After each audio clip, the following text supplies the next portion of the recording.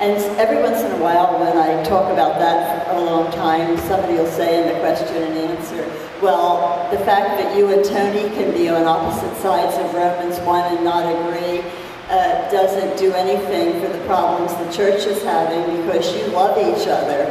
And I took that for a while, and then I started to think there are a few verses in the Bible that says Christians are supposed to love each other.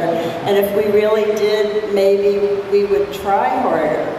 And I still remember when I knew God wanted me to go out and talk about those children of God who don't happen to be straight and be a friend and an advocate. One of my big worries was that Tony had a ministry he had for many years.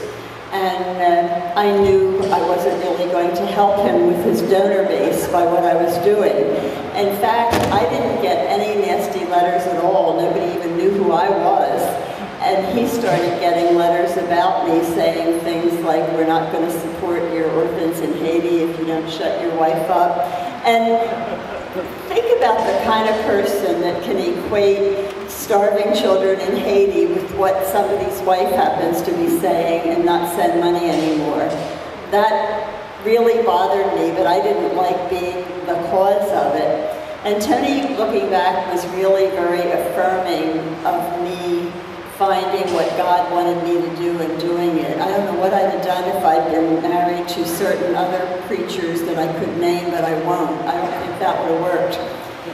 But I remember the day Tony came home at lunchtime and said, Peggy, what would you do if I asked you to stop talking about homosexuality in the church because it's really hurting the ministry I've spent my life building?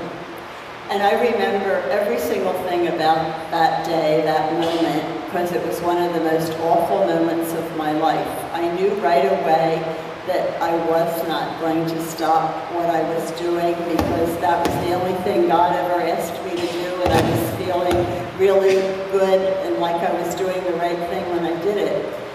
But I did have this husband I'd had for 25 years that I loved a lot, and I remember just feeling like I almost wished I could die when all of a sudden he laughed and said, I would never ask you to do that.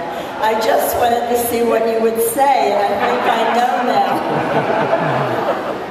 And we didn't know how God could make anything good out of what seemed kind of a messy problem. And I was telling Rick Harris this morning that I remember some people from my church asking if we could come over and talk to some people at American Baptist headquarters.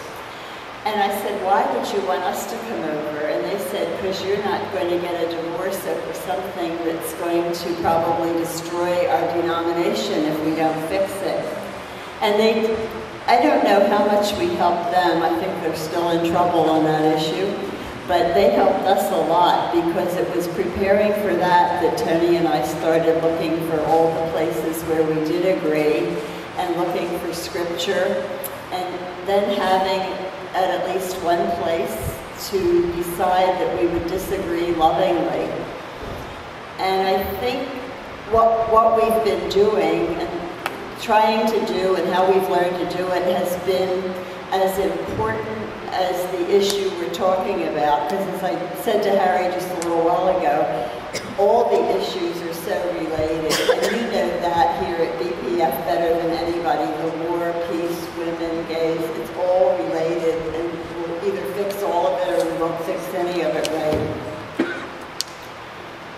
And I remember after we talked one time, a couple came up to us who was very straight and said, they started with that line that always makes me laugh, we don't even think we know any gay people, which I always know isn't true, but they said, you really helped us because this man made a lot of money and couldn't see why his wife wanted to start a business. And through what we were trying to work out publicly, he said, I see it's that she needs to be able to think her own thoughts and be her own person. It isn't a matter that I'm not making enough money and I'm going to help her. So I have seen this spread out to a whole lot of issues. And I think it's an important dialogue to have, whether you're having it on stage or not. All of you go home and you have people who don't agree with you, about something that's a great matter of the heart, either for you or somebody you love. And I just would encourage you to always keep talking and always look for ways to make bridges. And you don't get the luxury of having a drawbridge that you can pull up by getting mad and walking out and go home and look in the mirror and say, well, I really told them, like there's something good about you having said what you think and being honest. The only good thing is if you get them to think a little bit more. And I liked what Tony said this morning about the Bible, and Harry just said you have to learn to use the tool that they're using, and you have to learn to play on their playing field. And also remember that Jesus answered hard questions with other questions. He said things like, who do people say that I am, whose image is on the coin? And you ought to be like people who've taught high school or college for a long time. You're going to get the same questions all the time. And every time you get the question, you get a chance to make your answer a little bit better. And you need to work on things to say. Maybe it's a question you ask back to some fundamentalist person who's decided the Bible's totally against what I believe and the people I love. I like to paint for them a picture of being before God at the end, and maybe their next door neighbor walking by and saying, I really would love to have learned more about Jesus, but I could tell you didn't want to talk to me. And once when I asked you about my partner and me coming to your church, I knew we wouldn't be able to come. You ought to have things that will trouble the people you're talking to. You've known them a long time. You maybe used to be one of them. And it's going to take everybody talking, not just people writing books or on stages. And you ought to feel terribly guilty anytime an opportunity to plant a seed, leave a question happens. And you should never get angry and close it off. And I'll stop this with one story of my own. Many years ago, I went to a PTA meeting where Tony was speaking, and I wasn't there for any official reason, but I'd started my advocacy work. And I think I can count on the fingers of one hand the times anybody's ever come up and really told me off. But this man came up and ripped me up one side and down the other and said I was doing the devil's work, and he was very, very loud. And I didn't feel I had all the answers I wanted for him. And it was just awful. But for some reason, not some reason, I think it was a God thing, I didn't say anything hurtful back. I was just very glad when he left and I could go home. And a couple of months after that, our telephone rang, and a man's voice on the phone said, do you remember me from that PTA meeting? And boy, I did remember.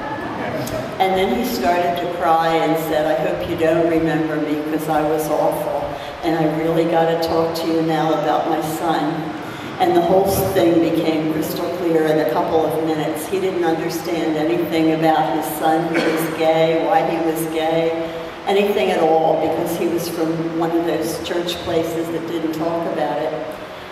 And he saw me as somebody that was encouraging something he was trying to stop in his son, and he was a desperately loving father, that angry man was, thinking if I'd go away, maybe his son would get straight.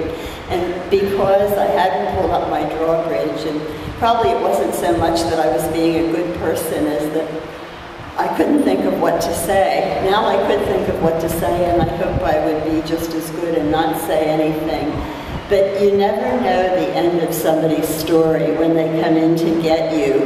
There's usually human reasons and human pain behind it, and you just need to get to look, and you'll see it.